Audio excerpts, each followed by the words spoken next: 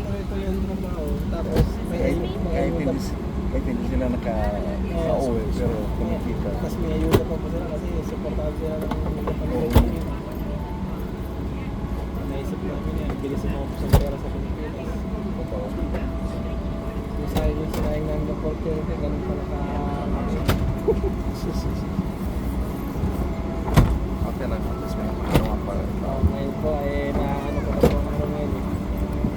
Pag agad-agad basta bisisigat na, parang may future lagi titingnan ko eh.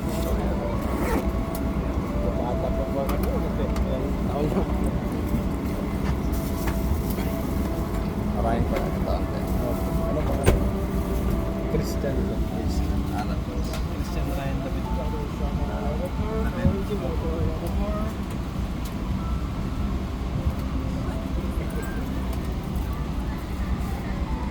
Sa yung mata. Madali na tayo.